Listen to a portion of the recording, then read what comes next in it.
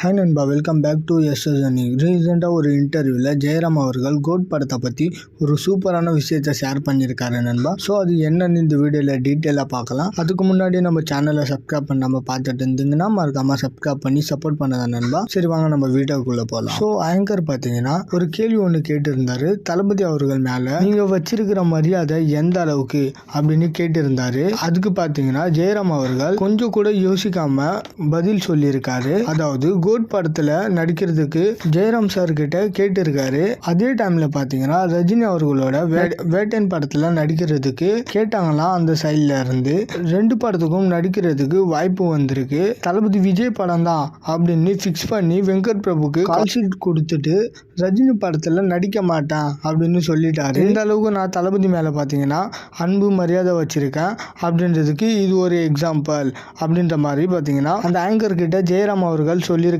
இப்போ அந்த வீடியோ தான் பார்த்தீங்கன்னா செம்மையா ட்ரெண்டிங்ல போயிட்டு இருக்கு. ஆல்ரெடி பார்த்தீங்கன்னா தளபதி கூட துப்பாக்கின்னு ஒரு படம் பண்ணிட்டோம்.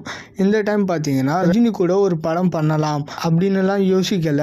டக்குன்னு பார்த்தீங்கன்னா தளபதியோட படத்தை செலக்ட் பண்ணியிருக்காரு. ஸோ தளபதி ஜெயராம் காம்போ துப்பாக்கி படத்துக்கு அப்புறமா இந்த கோட் படத்தில் எப்படி இருக்க போகுதுன்னு அப்படின்றது யாரெல்லாம் ஈகலாக வெயிட் பண்ணுறீங்கன்னு மறக்காம கமெண்ட் செக்ஷனில் ஷேர் பண்ணுறேங்க நண்பா. இது மாதிரி தளபதி பற்றின அப்டேட் தெரிஞ்சுக்க மறக்காம எஸ்எஸ் யூனிக் சேனலை சப்ஸ்கிரைப் பண்ணி சப்போர்ட் பண்ணுங்க நண்பா. டிஸ்கிரிப்ஷன் அண்ட் கமெண்ட் செக்ஷனில் நம்மளோட சோஷியல் மீடியா லிங்க் இருக்கும், மறக்காம அதையுமே செக் பண்ணுறேங்க. இதோட வீடியோ முடிச்சுக்கிறேன். ஓகே, பாய்.